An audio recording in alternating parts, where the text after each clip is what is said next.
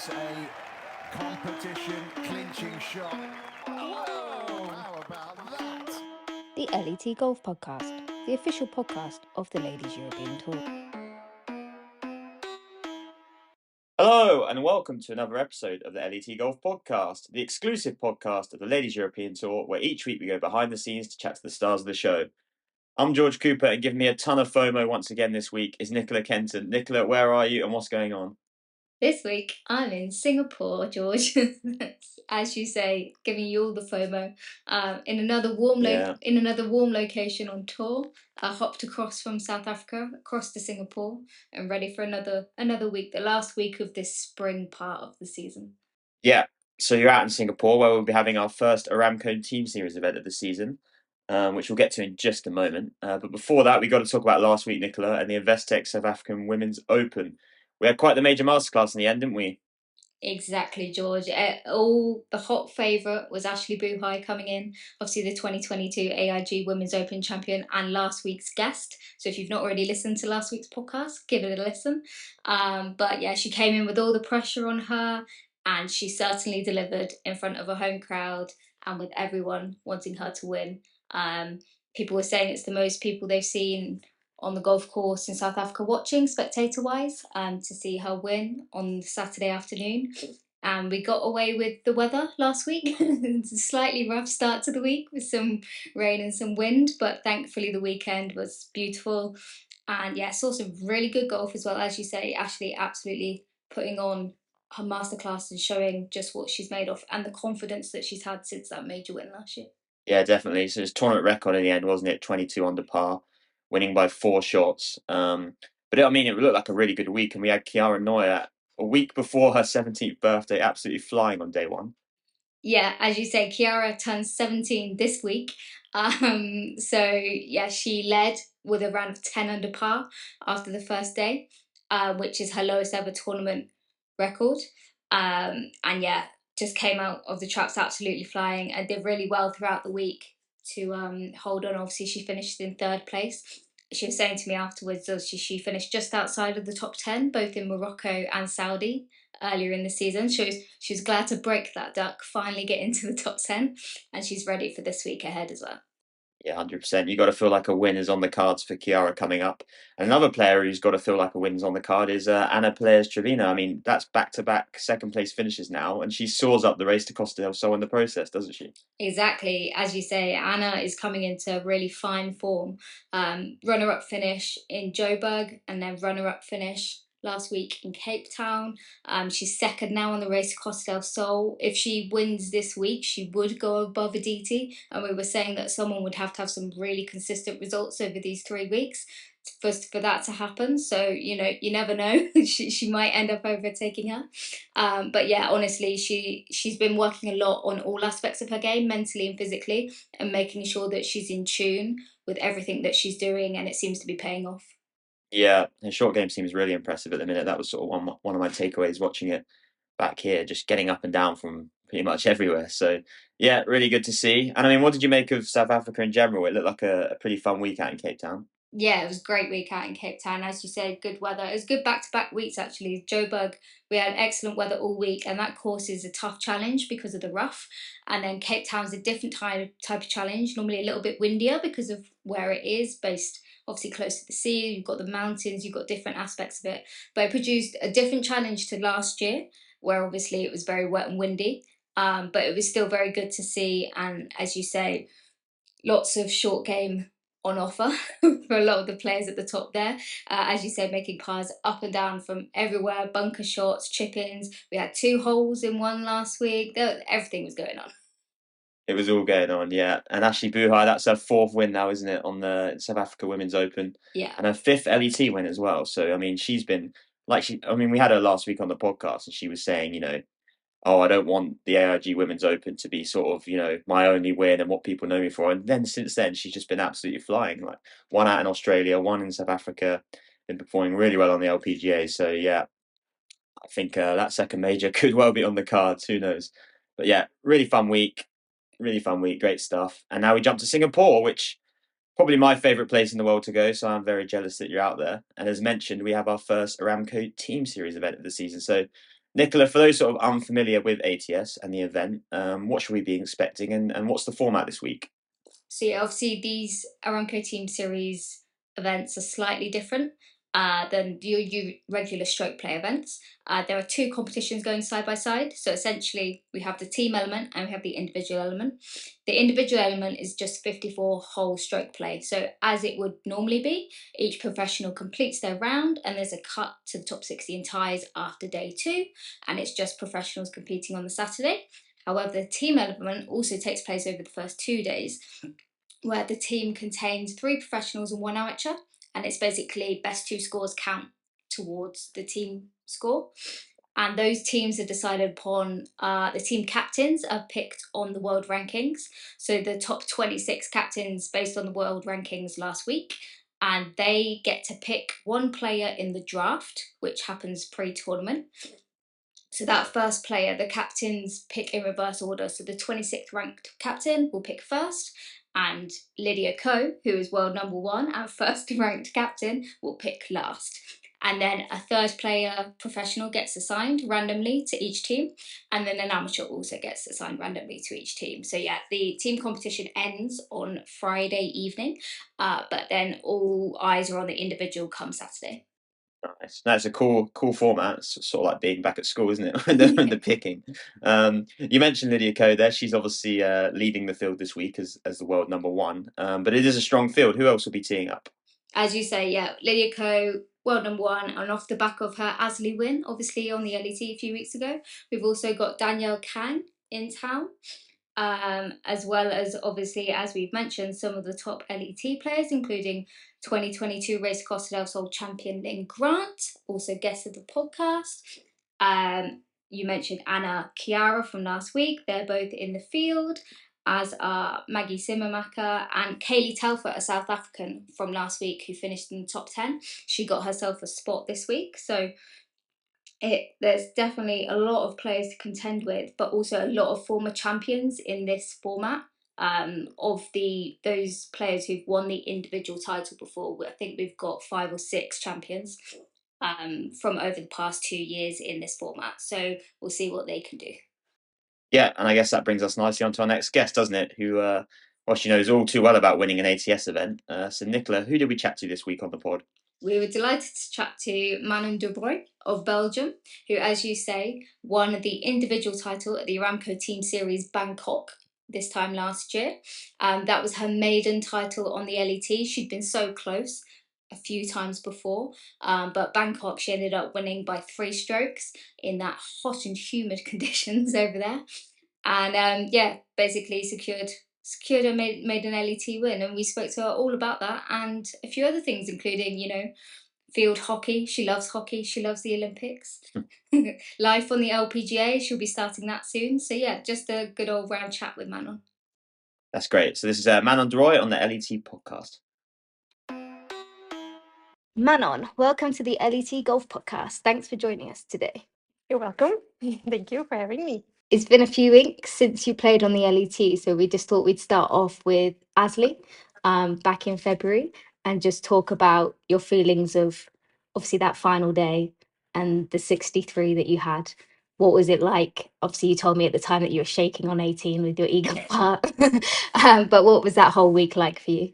Yeah, I mean, I always had a really good time in Saudi and at Royal Greens. We had a couple tournaments there in the past, some team events, and I think I have a pretty good record on that course. So I always love coming back to there. And I mean, having such a big tournament there that week, I really wanted to do good, and I did. So yeah, I was very happy with my performance all week. And obviously, you had those 2 rounds specifically on the Friday before it got windy. Obviously, that front 9 of yours, and then the Sunday. Is that some of the best golf that you think you've ever played? Yeah, I mean, I feel like throughout your career, you always have like some days where everything just works. You look at a putt, it goes in. Every shot you try to hit works out. So I think, yeah, like those few rounds I had, yeah, I think one of the best golf I played. Yeah, I was very steady and very confident about my shots I did, and yeah, so it all worked out. And obviously, it was the basically biggest paycheck that you've ever had. Yes. Have you had a chance to kind of process that and the fact that obviously the money that was on the line at that tournament? I mean, I know it was a big tournament and I really wanted to play good there, but I never thought about the money during the round or during the tournament. But afterwards, I feel like it didn't really sink in the day I finished.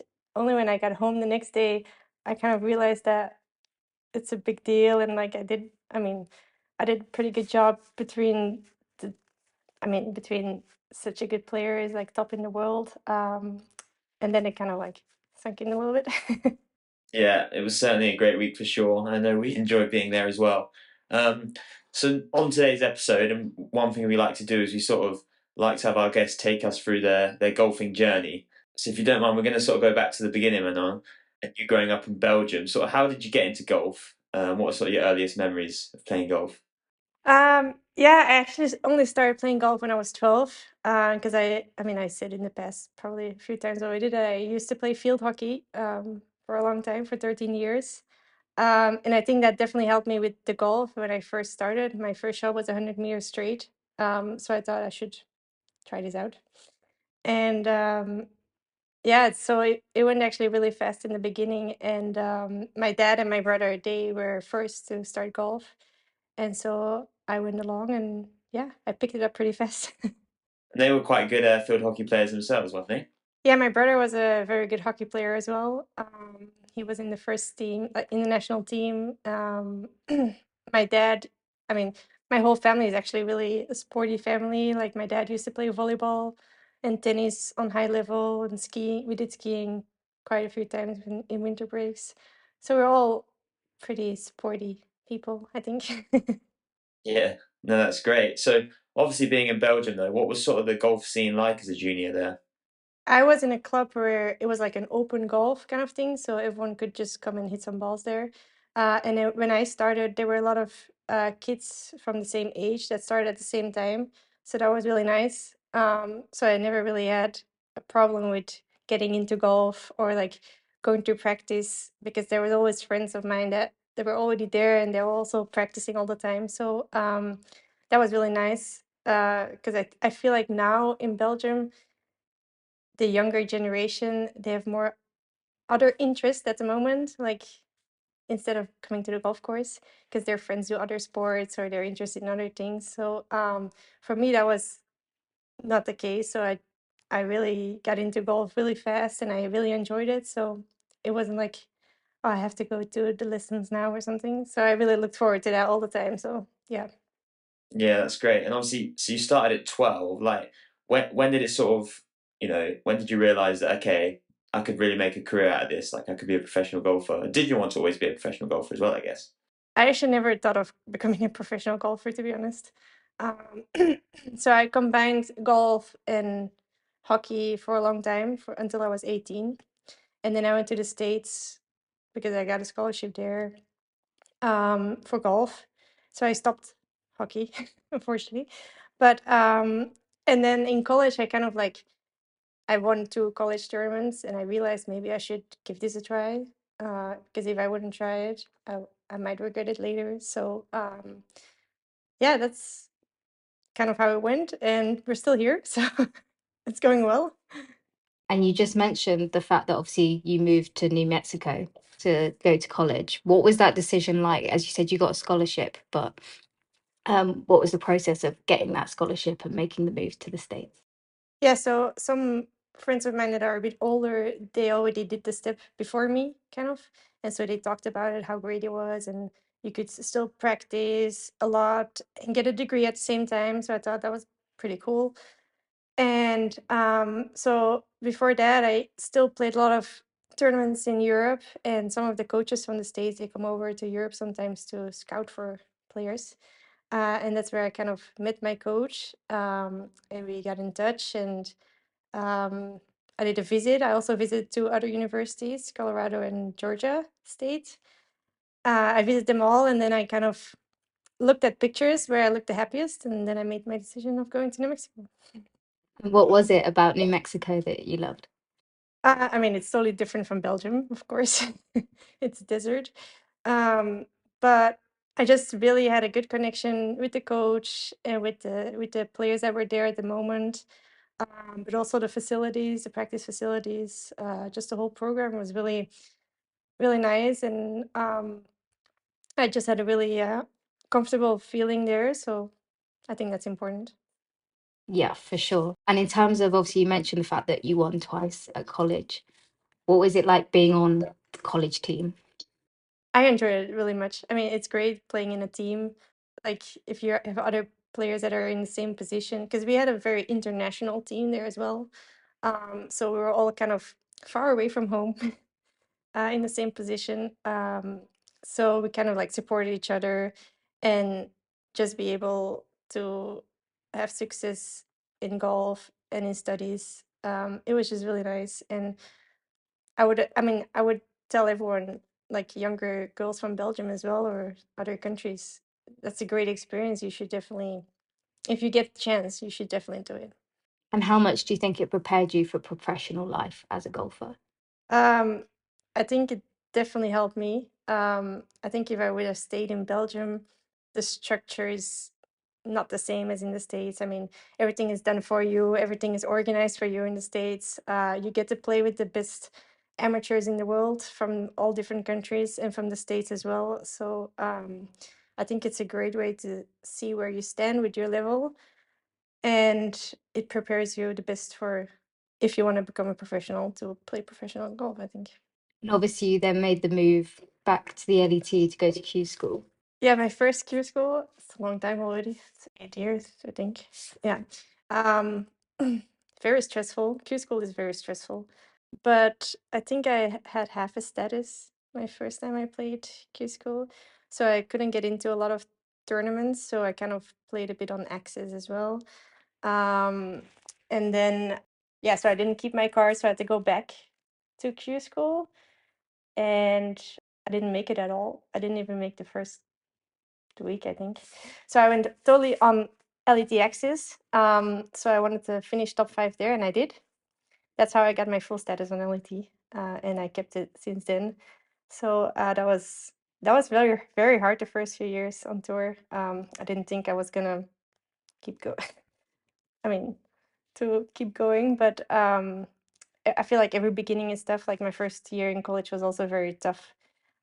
So yeah, on Axis, it was a great way to kind of prove to myself that I'm here to win and that I can do this, and I want to finish top 5. And so I had a great year on Axis that year as well. So that was fun.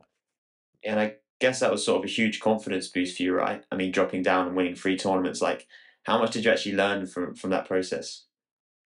Yeah, a lot. Because I was before that I was very, I mean, sad, and it wasn't working out, and I mean nothing was really working.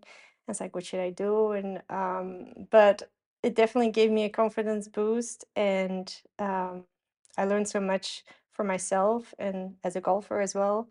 And winning, of course, helps with the results and stuff. But I knew I wanted to be on LET, and so that was the only way I kind of created my path through LET. Yeah, I was going to say you sound like very mentally strong, and we know in the last few years you've proven that as well. Like, how do you guess sort of keep that motivation and keep fighting and block out those doubts? Yeah, I mean, I feel like I'm mentally pretty strong, but everyone has weak moments in golf. Um, but I feel like every year on tour, I've improved a lot, by rankings, by winning higher on the rankings and like everything. But I try to, with my coaches especially, I try to work on certain things and try to keep it interesting as well, because I mean, I get really easily bored with like drills and stuff, so I always want to have new things and new things to try out, and new shots and stuff. So we try to keep it pretty interesting. So I think that's what keeps me going, and like how I practice at home as well. So Yeah, definitely. And I've got to ask you, like, I'm dying to know about the Olympics. So that was sort of the culmination of, well, 2019 and 2020 when you sort of on the rise again. But like, I mean, how proud are you to obviously represent Belgium in the Olympics, and what was that whole process like? Yeah, I mean, I think for any athlete, the Olympics is the highest you can reach in a sport. It was definitely a great experience. With COVID, it was a bit special, I have to say. So I hope I'm going to be there in Paris. Um, but I mean, I wasn't doing so good actually on the rankings on LAT that year. I was a bit down, and so that week in Tokyo, my coach was there the whole week. I never really take my coaches to tournaments because I mean it's also expensive, and I don't really have the budget for that. But so that week in Tokyo, I learned so much. He was there. He watched me every shot. We got to work with each other on different stuff, and the rest of the season was actually that gave me a confidence boost for the rest of the season. So I kept my card because I think I was like 88 on the rankings before Tokyo, and so it gave me like a boost for the rest of the season as well. So and for the future as well. I mean, for the years I played after the Olympics, also like I had really good success on LAT, and so yeah, that week was incredible. It would have been nice to have some family there or friends to come watch. So hopefully in 2024 in Paris, it's closer to home for sure. So I'm sure it's gonna be another great experience. But I wouldn't. I mean, I had a tattoo. I got a tattoo as well from the Olympics, like last year. Um, so yeah, I'm very proud of it. Love that, the classic rings tattoo. Yes. Brilliant. Did you get to go to any events? Like, I know because usually you can go watch, can't you, like the other sports? But I guess it was a bit different that year. I know because like in Rio, the other like Laurie came into Rio and she talked like, yeah, it's so cool. You can go watch other sports. And I mean, I'm really interested in hockey, of course, like the national teams at the moment, and they did so good as well. But unfortunately, I couldn't go watch, which was very sad.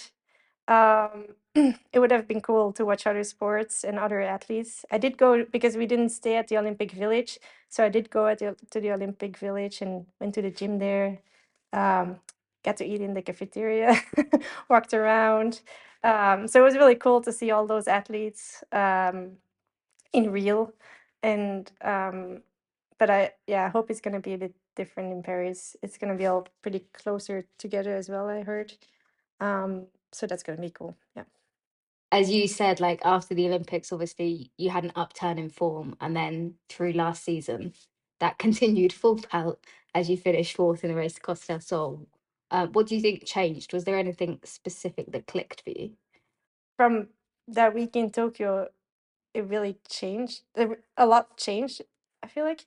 And so the rest of the season, I continued really good, and then I brought that through last year as well.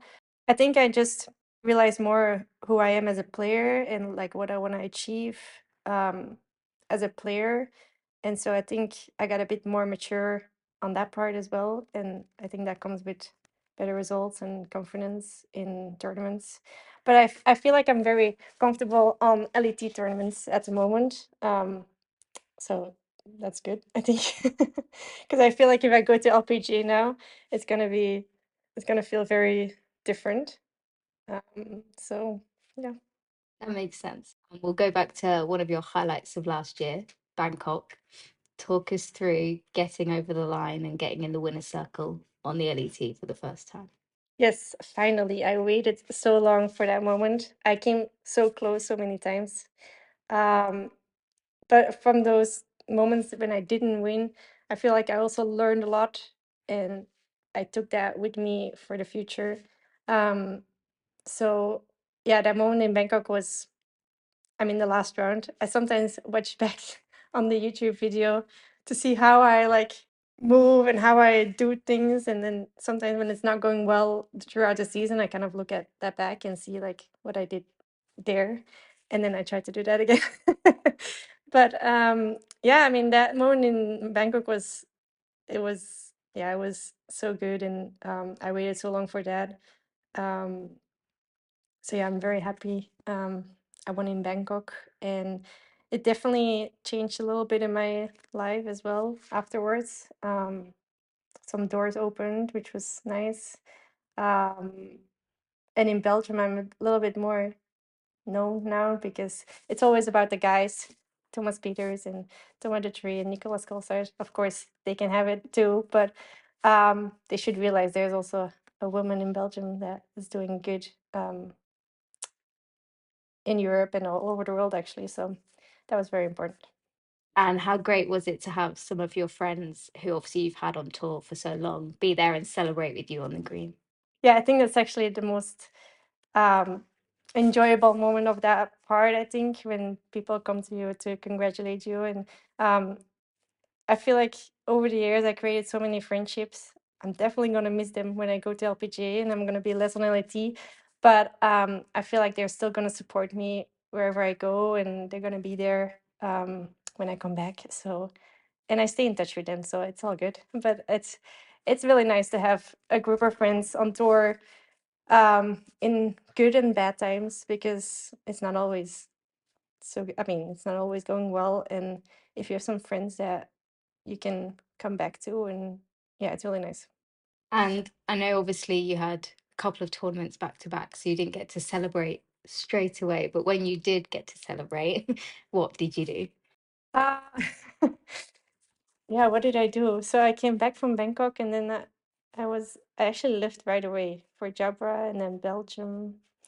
So actually in Belgium, when I played the tournament in Belgium, I spent a little bit more time with friends and family there to actually enjoy my win from Bangkok. So that was really nice. I didn't do anything very special. It was just nice to be at home and have a nice dinner or something, and just talk a little bit about how it was. And then in terms of playing in Belgium, obviously that was the first time that the LET had been back in the country with a tournament for a very long time. What was it like to have a tournament in your home country? Yeah, it's very nice. We have a tournament back in Belgium, and to play in front of home crowds. It's not quite where I live, but because it's like an hour and a half from where I live. So I stayed actually at a hotel in my own country, which is strange, but it's okay. But yeah, it was really nice to see people come watch me, and to play in your home country.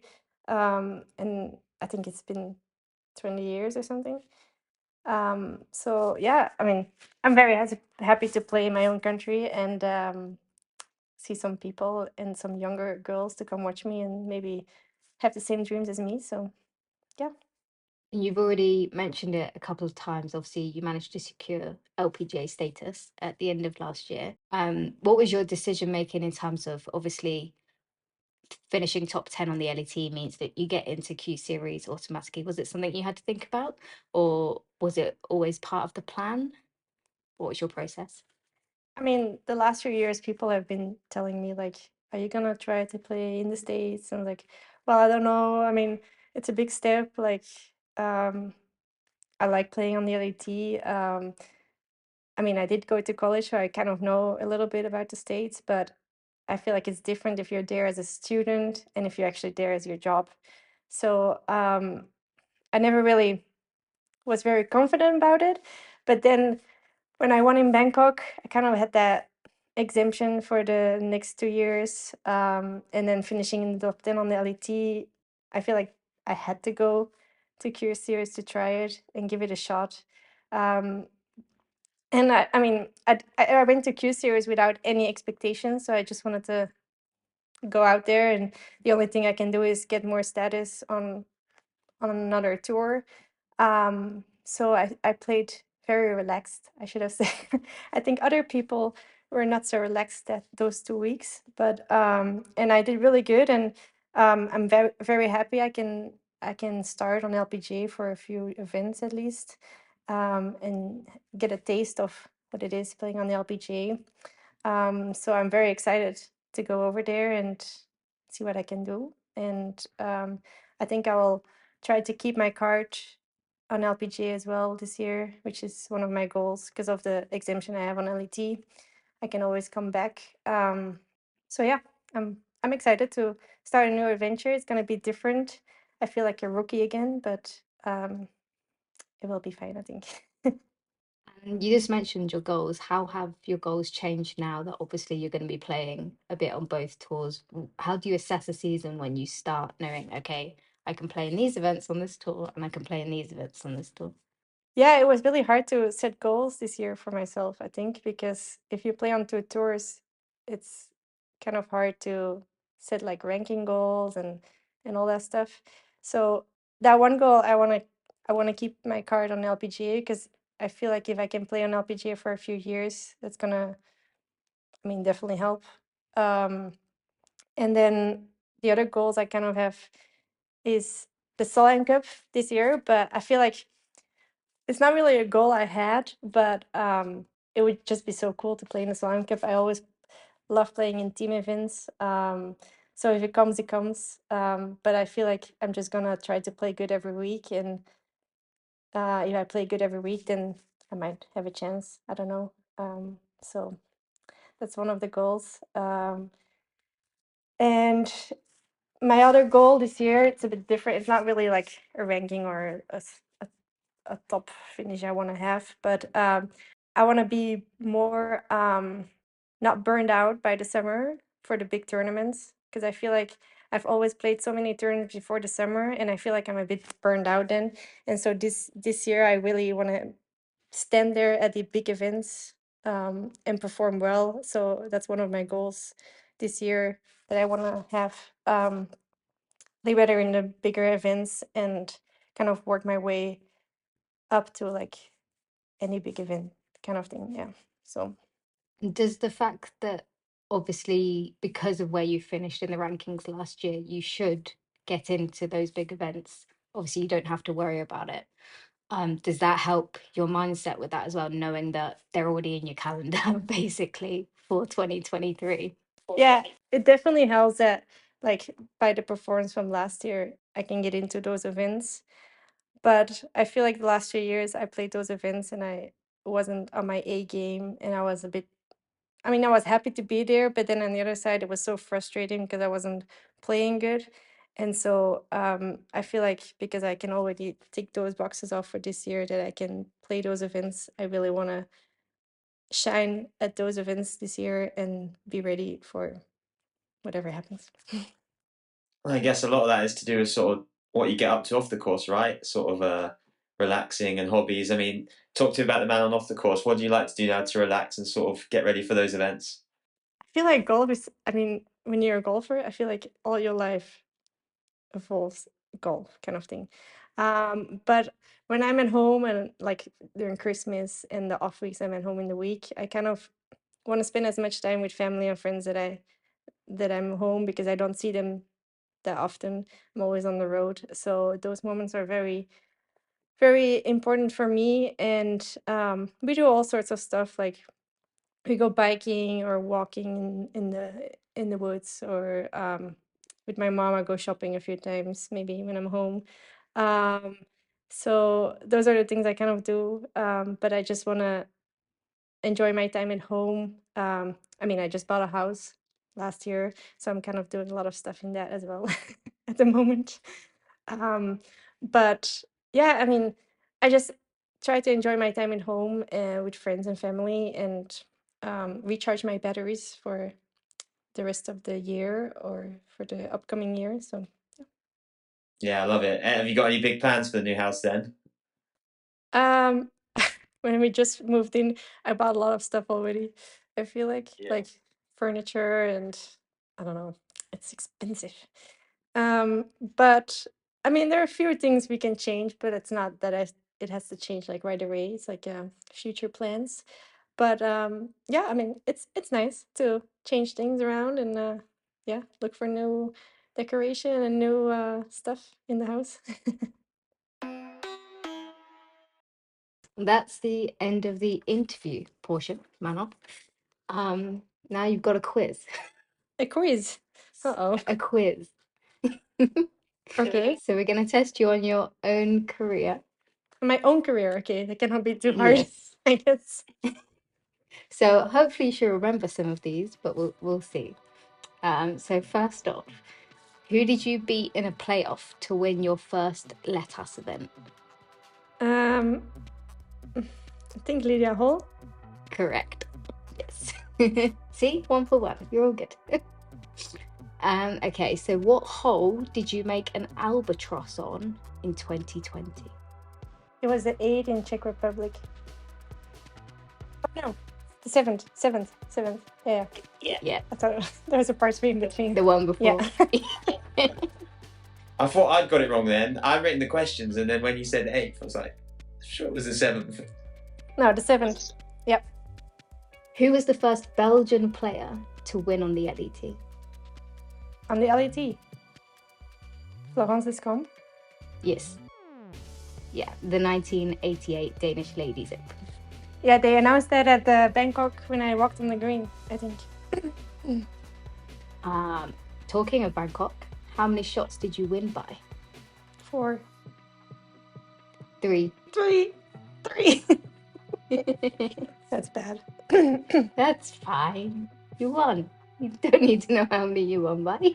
As we mentioned previously, you represented Belgium at the 2020 Olympics, where your country won 3 gold medals. Can you name the people to win the gold medals or the events in which they were won? In gymnastics, Nina De Roey. In athletics, Nafitiam. And was it 3 gold? The hockey. Yes. I'm surprised you didn't go with hockey first. Because you said persons and I started with persons, and that's like more a team, so I guess. I mean, you could name all 30 of them, Manon. I mean, I could name a few, but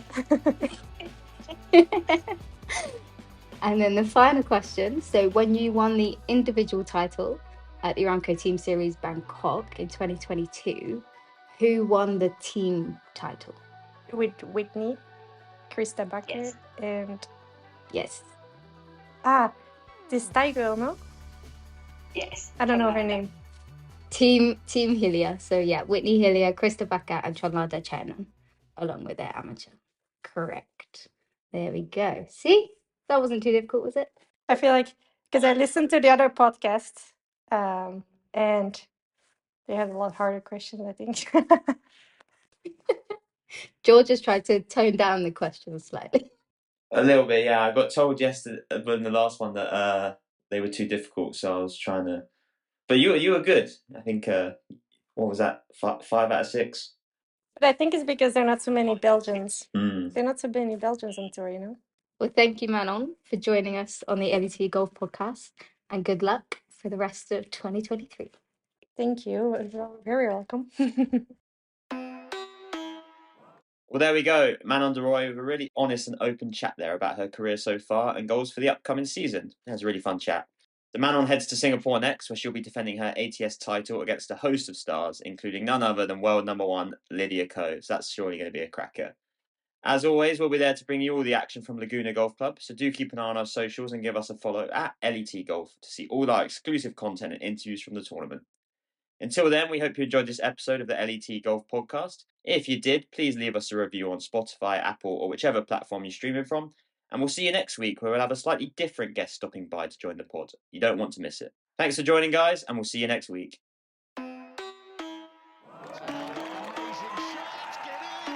It's a competition clinching shot.